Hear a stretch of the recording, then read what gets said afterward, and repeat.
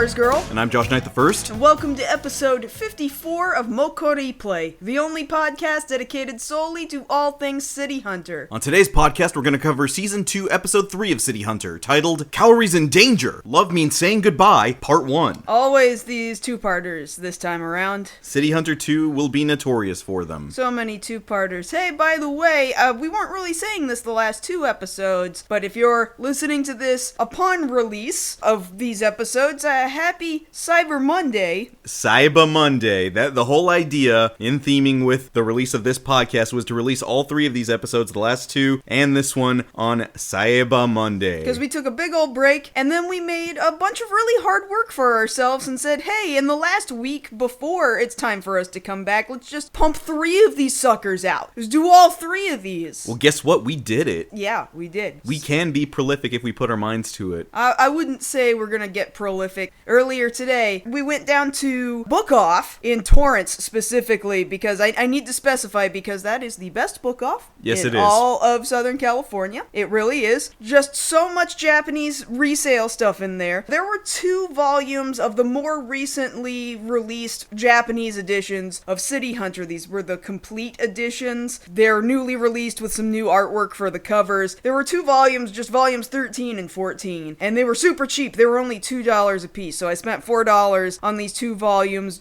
I was just happy to have them. Then I tweeted about them, and of course, people decide the only thing that they know about is Jackie Chan's City Hunter movie, and they never fail to let me down in telling me that is all that they know about is the Jackie Chan City Hunter movie, which I respect you trying to interact with City Hunter content. I really do, but one day, I hope people realize the Jackie Chan City Hunter movie came from some other City Hunter. I'm just hoping one day. Because odds are, we're not trying to bust rank, we just know how it is, being the fans that we are doing this podcast, is that if you're bringing up the Jackie Chan City Hunter movie to us, odds are you've only seen the scene that's completely based off Street Fighter. Yeah, so you're really not saying that you know City Hunter, you're saying you know Street Fighter 2. Well, no, you're saying you know the name of the movie where that scene comes from. That is all you're telling us. Usually. And, we get it. Jackie Chan, he's an international superstar. Some of you out there wondering where Jackie Chan at right now, and that's a great question. Yeah, SNL asked that question several times. Point being here is that the whole reason we're doing this podcast is so that you gain knowledge on the thing we like a lot, which is this show from the 80s that had a lot of boners. A lot of boners. We're gonna be talking today about trying to give Ryo a boner. Yeah, actually, yes, that is the case. We are pro boner this week. I am so good at segues, Josh. I don't want to lose the pro boner joke that I just threw in there. Pro boner. This joke this week is pro boner. Got it. Pro boner. Got it. I understand. I get jokes. But on top of that, we're also going to be dealing with, we're actually getting plot development and character development this week. I know. Got you guys something for Cyber Monday. It only took 3 episodes of this particular season. Mind you, that means that it took 54 episodes for anything to happen. So the better part of a year. Yeah, more than. Because a year is only 52 weeks. I know calendars. No, you don't. No, I don't. I often forget what day it is. But it's Cyber Monday now, as you're listening to this. Hopefully. It's either Cyber Monday or later. Yeah, it can't possibly be sooner. I don't know what to tell you. Unless you got in the TARDIS, there's no way you could be listening to this before we have released it. But in any case, let's go. Let's go! That's a MXC reference. He's yelling out to his army to go and storm Takeshi's castle, except they're not going to call it Takeshi's castle in Most Extreme Elimination. Forget it. That was for me. It was just for me. That's fine. You say that. I hear it as, let's go, Kakugo, go, go, go, go, still. Oh, no, that's for you. That's for me. No, Kaylin, that's for me. And that was also for me. All right, enough in jokes. Let's actually do the podcast. So as we've been saying here, it's a new season, and we are dealing with new opening and ending themes. And as we've talked about here, we've got Angel Night as the new opening. And we wanted to mention to you guys that as we're watching the episodes, there's certain little things that we do when we're watching them. So there's a certain lyric in the opening when you get to the chorus where the singer says echo. And we just say echo back at it. You know, angel voice, echo. Echo. And then also, while we're watching the episode, we see that Ryo, famously now, has shot down an attack helicopter, but in the background, as you mentioned before, we see Hotel Sunrise in the distance, and we finally started asking this week, does the wreckage from that helicopter crash into Hotel Sunrise? No, you asked that question, and I said no, the hotel is way too far away from that helicopter. I mean, it could drift. The wreckage could fall in a certain direction and ruin that hotel. Seems unlikely, but fine. There's a lot of unlikely things that happen in this show, I guess. Now that we've got the opening out of the way, let's get to the episode proper. So we start out with Kaori just out and about on the town. She just walking. She didn't seem to have a point. She's just walking. She's just having a nice day, and she seems to be having a lot of fun, smiling to herself. We see people just out and about in the streets, and before we had seen a Donald Mags, the knockoff McDonald's, but here in this particular shot, right at the very beginning, we see a Mag something Rudo business. So there's a totally different knockoff McDonald's somewhere in this town. Completely different. It's got the golden arches and everything. Did they forget that they had already parodied McDonald's before in this show? I guess they must have. So now I'm just thinking they've got two competing McDonald's knockoffs in the same city. Unless this one battled the other one for supremacy and it won. Oh, and now taking over the location. Now it's the winner, and it could very well be. We're seeing fast food wars in the background, and we don't even know it. I guess not. They totally had that in mind when they were writing the episode up and storyboarding this shit. This is exactly what they were hoping people would catch. And this is the dumbest thing. I don't even know why that popped into my head like that. I just want to see art of the two of them, Kaori and Ryo, enjoying a McFlurry. I don't know why. I just want to see that. Oh, man. When I was going to school in Japan, they had, for a limited time only, the double Choco McFlurry. I'm so jealous that you got to try that. It was so fucking good, and they don't exist anymore. One, they don't exist. They've never existed in America, and two, they don't exist in Japan anymore either. So, it was a limited edition item. Yeah, all chocolate ice cream with some other chocolate candy or something in it. I don't remember what it was exactly, but God, it had chocolate ice cream, Josh. The McFlurry actually was a chocolate ice cream and not vanilla. Can you imagine if they had chocolate McFlurries out here in the States? My head would explode. God, I would die, especially because they'd be trying to gatekeep those chocolate McFlurries because the ice cream machine would never work anyway. That's true. Quite honestly, if they replaced the Shamrock Shake with the Choco McFlurry out here, I'd be a happy man. Yeah. Now, unfortunately, it's not all smiles and McFlurries for Kaori right now because she is currently being watched. Dun dun dun! Through a camera lens. A very large telephoto lens. From a camera called Come On. Come on. Come on. And we see that Silver Fox is keeping quite an eye on Kaori because he's got plans for her. Dun dun dun. So we're back at the apartment, and Kaori decides to go ahead and tell Ryo, hey, for the past 2 or 3 days, I'm like 90% certain I'm being followed. It's pretty good that she was able to catch it, actually. That she was able to recognize somebody was following her. Like, not only that, but sometimes she was hearing a camera shutter click, and so she's pretty sure somebody's taking pictures of her. Ryo, however, initially is just waving this off. Like, come on, did you assault some guy? What did you do? I didn't do anything. There's just some dude out here taking pictures of me. Now, Kaori was able to notice that somebody was following her for 2 or 3 days, but is she able to notice Ryo's wearing a different shirt today? Oh, yeah. He is still wearing red undershirt, blue overcoat, the jacket, blue blazer. like a blazer. But the red shirt is a button-down collared shirt. He does not wear buttoned-down collared shirts. So why today? Why now? Why? I mean, I decided that it's because later on they needed to indicate that the day changed and he needed to change his clothes. I don't know. I do not know. But I always thought he just did the Albert Einstein thing and just bought a bajillion red t-shirts. I hear some directors do that. Oh, really? I think so. I forget who, but I think that, yeah, that's still a thing for some people. Oh. Like it seems on Brain Space or some stupid thing. I don't know.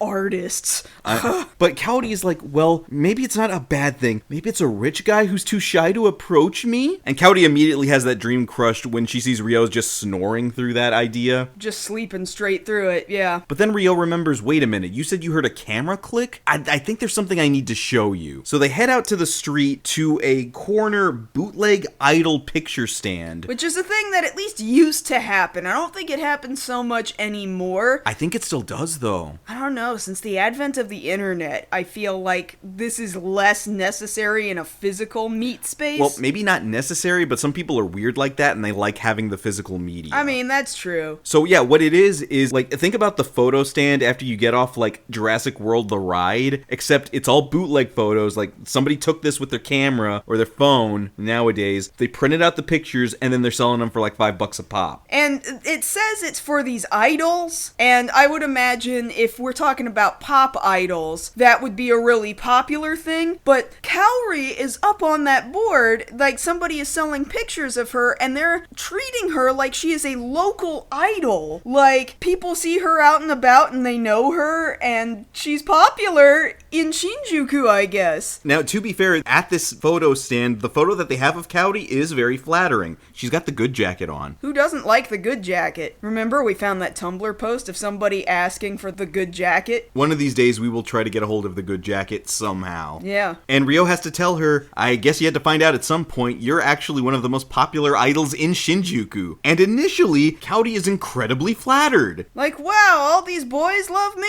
Ryo's an asshole, though, and he's like, no, you're popular with the girls. Hey, spare a girl for me. Ha ha ha. And so she gets the hammer out and hits him, 100-ton hammer, but this one in particular had something written on the side. Odekake, 100 tons. So odekake is a term for going out, like you're about to leave your home, go out for the day, whatever. So this is her going out hammer. It's specifically so that she can use it while she's just out and about on the town. So she has like an indoor hammer, a dinner hammer, a morning breakfast table hammer, things like that, is what we're led to believe. That's what it seems like. This is not the first time that we've seen like a label on the hammer, and Discotech decided we're just not gonna subtitle that. I'm sorry I got a rag on you guys, but I feel like these are really good jokes that we are missing by not having them translated on screen. Well, I imagine because we were having a conversation about this while we were watching the episode, it's not as easy to translate to get the idea across. What are you talking about? It's not a difficult concept of, oh, this is my going out hammer. That's not a hard concept. It's like, oh, I need my purse, my going out purse. Like, you have different purses for different events, okay? You have a clutch for a really nice event. You have a big old day bag if you're going out for a whole day and you want to put, like, your makeup and a ham and cheese sandwich in there, alright? Like, you have different... You're looking at me like I'm insane! I'm just looking at you weird because you pack your ham and cheese sandwich with your makeup. Josh, do you think there's not women who do that? Do you really think there are not women who do that? I mean, I think you'd have a different bag for the ham and cheese sandwich. No! Women put everything in it, Josh. Alright. Josh. I admit I am not the expert on this. I will defer to your expertise on where you put your ham and cheese sandwiches. She's treating her hammers like they're variety purses, okay? Do you understand? It is her noted accessory. I get that. No. She has different hammers for different events. Do you understand? For different occasions. Okay, I get that. I get it. I'm not sure you do, because that seems really hard to explain to you. No, I got it. So after Ryo has made an ass of himself and Kaori has hit him with the hammer, she walks off, calling him an idiot under her breath. But it's at that very moment as she's walking away that a gunshot rings out. And she manages to look, like, straight at where it's coming from. And she kind of looks like she dodges. She doesn't really. We find out in a second she doesn't actually dodge. But she's incredibly lucky. She kind of falls to the side, and it just grazes past her hair, this bullet. Ryo's immediately at her side. Kaori, are you okay? What happened? What's going on? And she's like, oh, the heel of my shoe broke. And so she was just really lucky. It broke, and she fell out of the way. Because she asks him, did someone just try to kill me? And the answer is yes, because the owner of that bullet would be Silver Fox. Remember that guy that Ryo was like, we caught a photo of you doing a murder. I'm gonna let you go this time. Well, it's not a photo of him doing a murder, it's a photo that places him at the scene of a crime. Come on now. And he didn't go and get Sayako? Jesus, Ryo, you fucked up. And we're going to see further proof of that here in just a second. So a day passes, and now we're back at Shinjuku Station. You know, they're doing their rounds, checking the bulletin board to see if they've got any new jobs. And it turns out they have one. So written out there on the board is an XYZ, meaning it's for City Hunter. Meet me at Sun City in the lounge at 8 p.m. tonight, signed Silver. Now, does Kaori just not remember this guy? Or was she not involved enough to ever know the identity of the guy that Ryo got involved with in their last case? No, because if you think about it, last episode, Kaori wasn't there for most of the episode. In fact, Ryo spent most of his time over at Akemi's apartment, and he had to call Kaori to check the paper, so she never actually physically saw Silver Fox. And he never told her, oh yeah, there was this asshole named Silver Fox, and now he's signing this chalkboard with his name on it, and she doesn't even know. She doesn't even know. She has no awareness of what happened last week, since she was largely uninvolved. And like you said, it is worth noting that time has passed, so now Ryo is in his regular red t-shirt. Yeah, Kaori has changed her clothes as well. So Ryo immediately tells Kaori, look, don't worry about it, I'll go to Sun City tonight and I'll go check it out. And she's like, wow, that's unusual for you. In fact, it's unusual that you even came with me to check the board today. That means you're actually concerned about me. No! Like, that's basically his reply. But Kaori's like,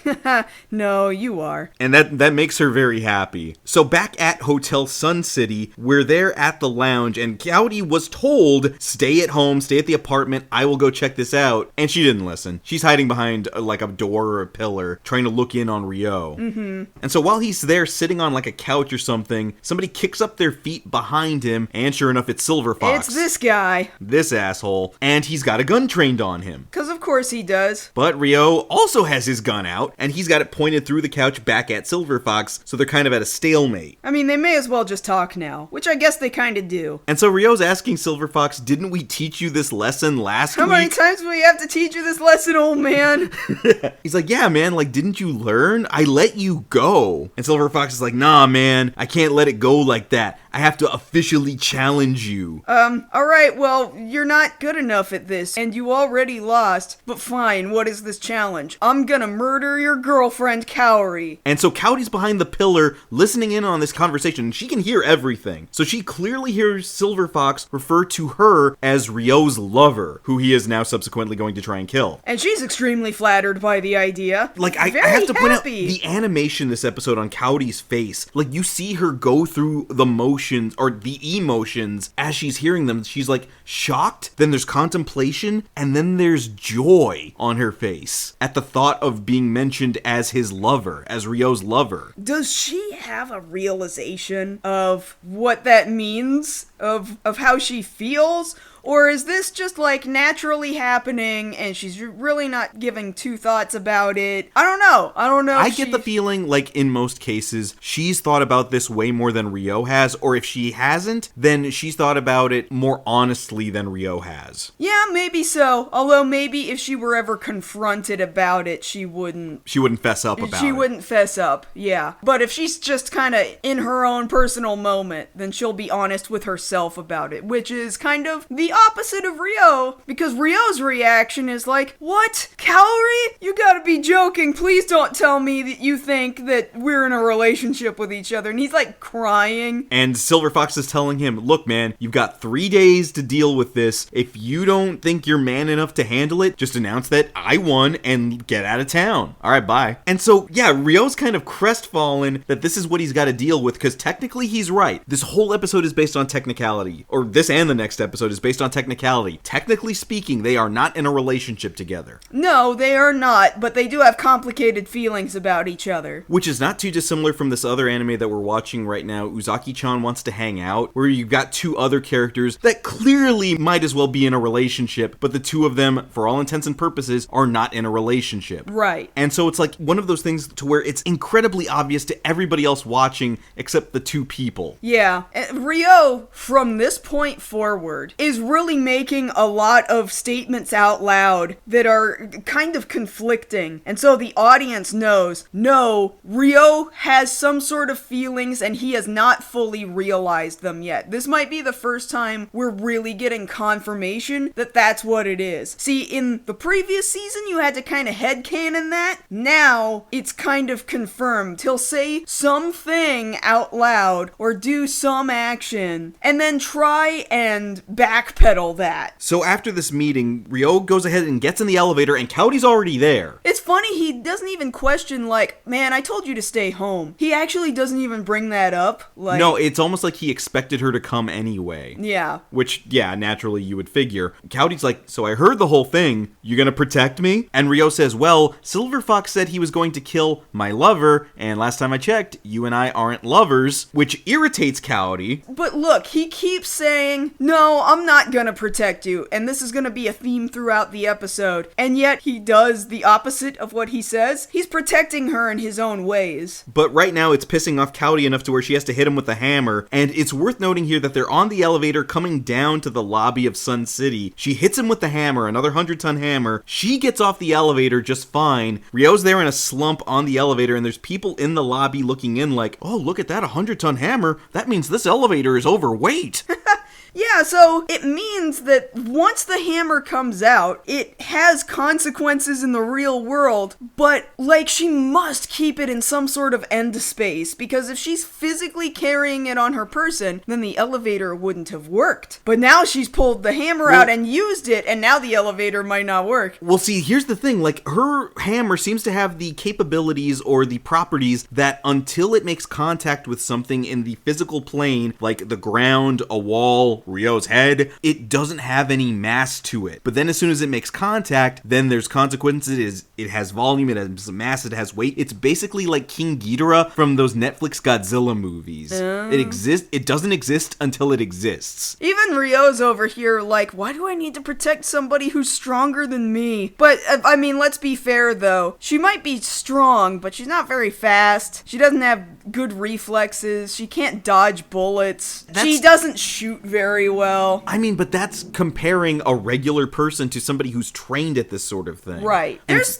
somebody who can be strong and have no idea how to use it. Well, yeah, that's true, but I'm saying, like, Kaori is just a regular person. Right. With the exception of the whole hammer thing. But in any case, they go back to the apartment, and Ryo has immediately gone into cleaning out all the guns, all the handguns in the apartment, and Kaori looks very giddy. Like, you say you're not gonna protect me, but I clearly see you cleaning out the guns. It means you're gonna do it. Yeah, but I'm also cleaning out your gun. Here you go. Protect yourself. What an asshole. She's mad again. And so he's like, all right, look, you really want me to do this? Like, we've been over this. We're not lovers, all right? That's not the extent of our relationship. I can try and look at this as a job if you really want me to do this. But you gotta pay me, which I think is bullshit because they're both part of, like, if you paid him, that would just be circular. Like, no money would actually be going anywhere. They're both partners in the same job. Unless we stick with our headcanon that Kaori has a part-time job.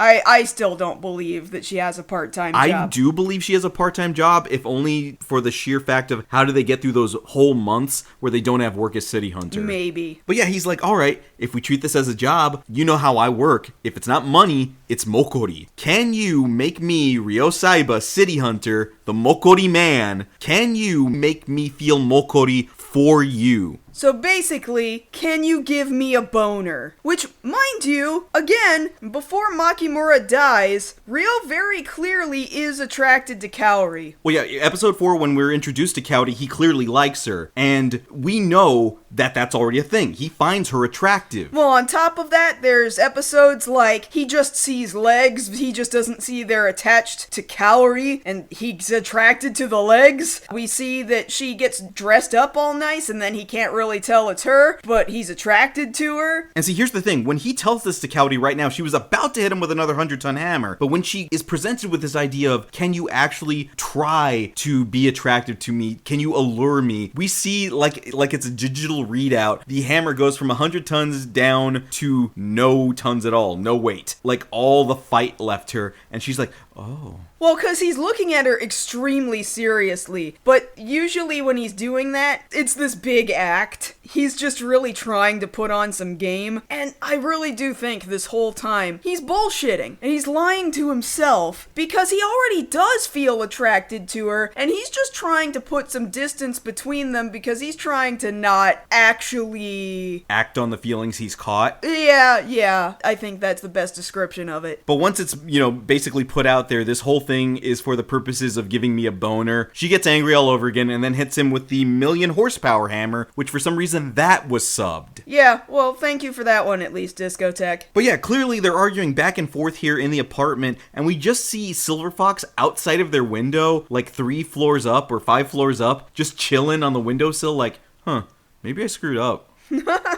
But, Silver Fox must not be all that much of a threat, because I feel like if he was a threat, Ryo would have seen him there, paid attention to him, tried to kill him right then and there, or something. I don't think Silver Fox is a threat. No, I fully agree with you. We've seen that Ryo can assess a situation very quickly and has a lot of very good spatial awareness. So yeah, you're right. If he had been a threat in that moment, yeah, Ryo would have killed him. Yeah. Dead. No problem. So Kaori goes back to her room now, upset after everything that she's heard Ryo say, and we didn't know this was a thing until just now. She has a life-size stress doll of Ryo in her room. I don't know if I would call it a stress doll. It's definitely a rag doll. It's dressed in Ryo's clothes. It's making his stupid horny face. He's got that stupid grin on, and she's just there like putting it in half Nelsons and headlocks and all of this and stuff. And giving him roundhouse kicks. And she's like, all right, you don't think I can do it? All right, bet. I'm gonna do it. So Ryo's there just chilling out in his room, kind of contemplating, I imagine, how he's trying to psych himself out for what he has put in front of her, because he has to know she's gonna try. Yeah. And so she knocks on his door like, hey, can I come in? And he's like, yeah, all right, come in. And now we see what we would call an excuse for the author's fetish, because Kaori comes into the room in this jazzercise outfit, low cut. I'm telling you, Tsukasa Hojo had a thing for jazzercise ladies, alright? Like, just girls in their aerobic tights. He's really into the aerobic tights. Like, watch some Cat's Eye, okay? And the ending sequence is the girls doing aerobics to the aerobics jazzercise music. This is what he's into, guys. I hate to be the bearer of bad news. You are watching Tsukasa Hojo be horny on main. This is his fetish. Yeah. And so Ryo's asking, well, what are you doing here? And she's like, oh, I've got a new workout regimen. I just thought I might do it in here. What's wrong with your voice? Why are you talking like that?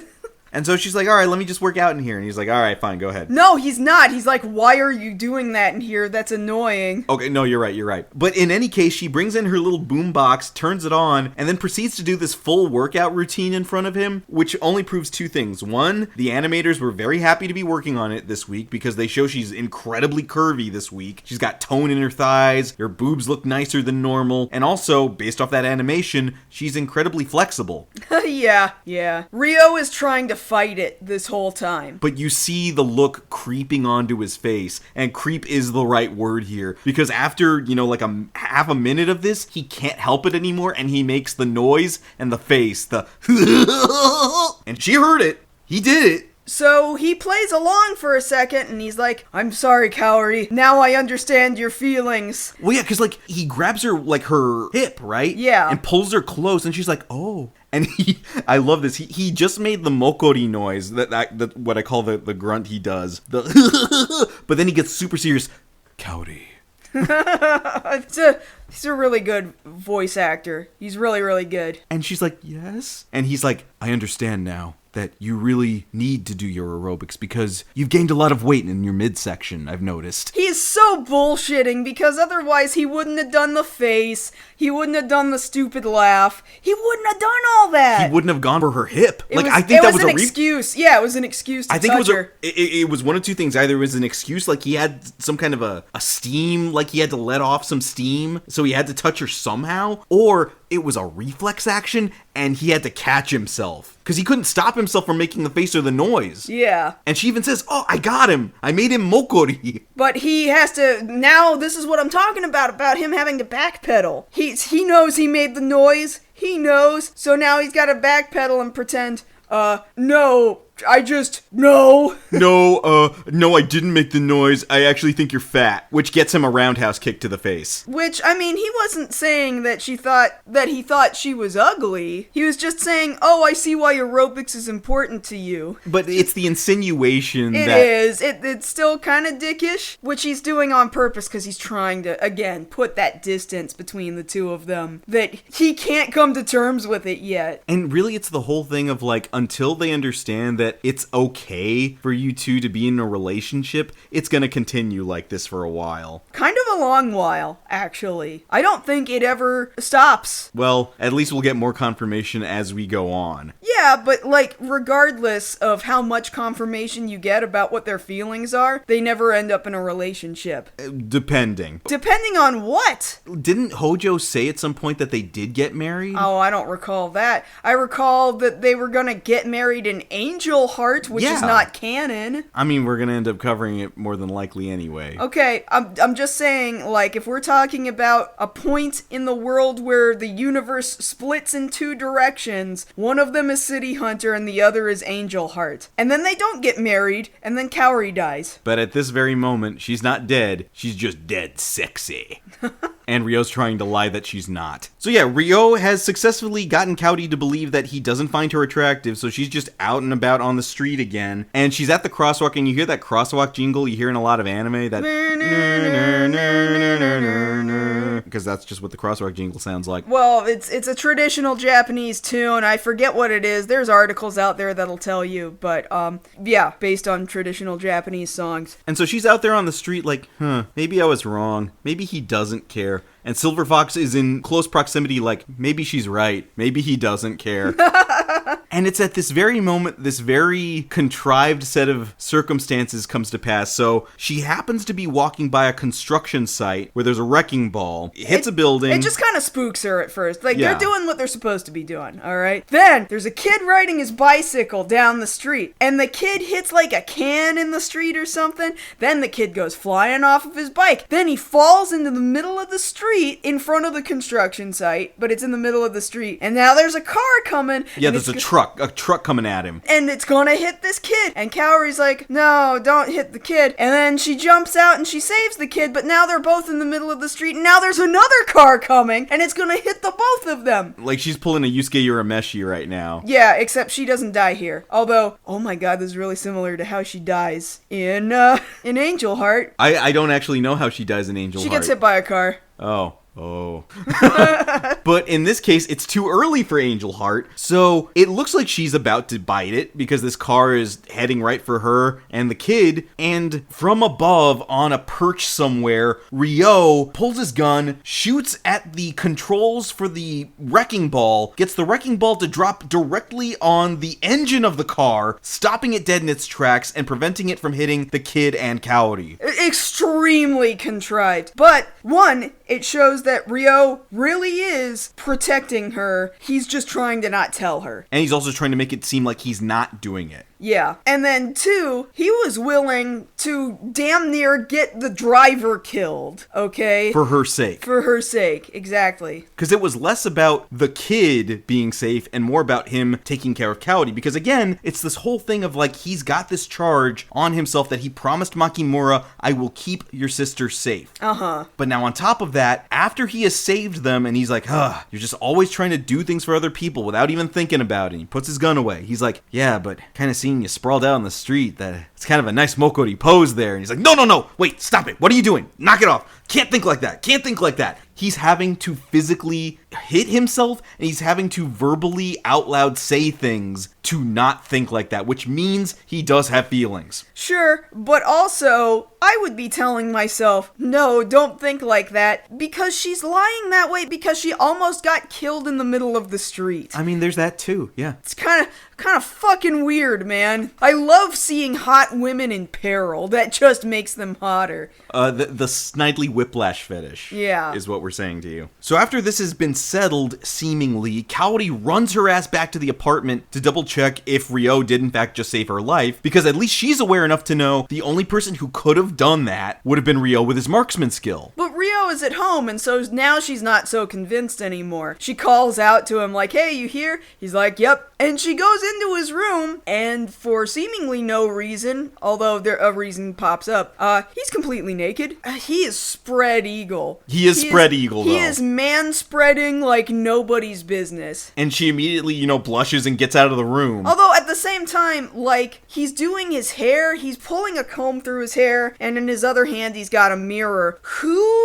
I guess somebody does this, but I think it's weird. Who does their hair completely naked? Some people before do. you've put your clothes on. Granted, if he's not pulling a shirt over his head, I guess whatever. Because he's gonna be putting on a button-up shirt in a second, so he doesn't need to pull it over his head. But, like, completely naked you're doing your hair? I think you're kind of missing the point here. Why was he naked? Well, because he was getting changed, but... Yeah, but, like, story-wise here, we realize what has literally just happened here. It's two things. One is the excuse he's about to give, which is that he just woke up and now he's getting dressed for a date. Right. Or two, he was having to blow off some steam from looking at Kaori and getting all hot and bothered. I mean, okay, but he is putting on some different clothes. But he had time, is what I'm saying. Also, he just let her walk in. Well, he's facing the door, completely naked. Also, he knows he's naked. It's not like he didn't know that she was about to see his junk again. And it wasn't like if she walked in and just kind of surprised him without knocking, right? That'd be one thing. But even then, even if he was surprised, she walks in and he's just like, yeah, what's up? Yeah, like that was okay. Like, oh, we're at this point in our relationship now. You can see my thing whenever. I mean, Kaori doesn't seem to think so. She leaves. I mean, she stands outside the door for a second. But now she's having to think about it. He says, no, I've been here all day taking a nap. And that is not true. That is a lie. He is lying. But now she's actually thinking, well, if he wasn't here, then maybe he wasn't protecting me. And so he comes out of the room and he's like totally dressed Miami Vice now. Like he's got like white pants, white matching blazer, this like light pink shirt. Yeah, real pastel color kind of shirt. Real Don Johnson looking outfit. And she's like, how can you go on a date at a time like this? I thought you were supposed to be protecting me. And he says, this is exactly why I'm going on a date. Because he thinks that we're in a relationship, and if I show him that we are not in a relationship, he's not gonna want to go after you. So it still bothers her. Like, even though actually that's the one thing, it's the only thing he said this whole time that has made any sort of sense, but she's still really upset about it. Well, yeah, because on the one hand, she wants the protection. 2, she does want him around. But 3, Ryo does have a point. I know. So he goes ahead and heads out on the street because he's just walking to the date that he's got. And we notice there in the corner, there's a sign there that says Studio Easter. Yeah, it stood out just barely enough that I was like, that place real? Quick Google foo. Sure enough, it turns up on Anime News Network, and they've been an existing animation studio since 1985, and they did backgrounds for City Hunter, City Hunter 2, City Hunter 91, a whole bunch of the OVAs. Bay City Wars, Secret Service.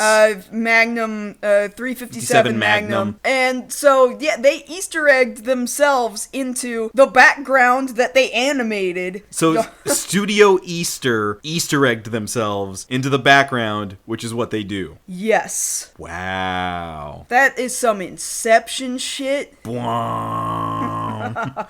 must go deeper. And so yet again, Kaori has decided to go ahead and follow Ryo to see what he's going to do, whether or not he's telling the truth about this date. And as she's spying on him, she hides behind a yellow sign, and we can only make out 2 symbols on it, an M and an ampersand, an and. Yeah, and we're just like, M and what? We know what you're doing, Sunrise. It's also a yellow sign, but we never see the full sign. We never see the bottom, but we're pretty sure. Well, that would be really bad advertising then, if you couldn't put the whole product name into your episode. But no, like, educated guess, it has to be an M&M's advertisement. You'd like to think so. Still, Sunrise didn't do a very good job of advertising the M&Ms this time. And so both Kaori and Silver Fox we see are following Ryo to see whether or not he's telling the truth, and apparently he is. Not only does he have a date, he's got 3 dates lined up tonight. When the first date is done, he leaves her in the park, and then somebody else meets him in the park, like, seconds later. Like, it's a relay here. And then they go on their date, and then they meet the third person, and then they go out to the discotheque. And so Kaori follows them to the discotheque, and she sees that Ryo and whoever this girl is are just there chatting. But we notice that Kaori has hunkered down at her booth there at the discotheque. She's gotten her own booth, because Ryo and this third date of his, they've got their own booth, ordering drinks or whatever, and laughing and talking, and then across the way, she has gotten her own booth so that she can spy on them, and she has ordered her own full bottle of whiskey, and there's a bucket of ice, and she's got a plate of some kind of food there. It looks like she's got like a cheese platter there in front of her. And she's just knocking them back. She's getting a little drunk. We see her get like a little red in the face. She's starting to shout. She's getting angry. And so while this is going on, one of the waiters there at the disco brings a phone on a plate over to Ryo at his table. That's how you know this is a fancy place, because they bring phones out to you on platters. And so he picks it up like, hello, Ryo-chan, what's up? And it's Silver Fox. And he's like, so, you don't care about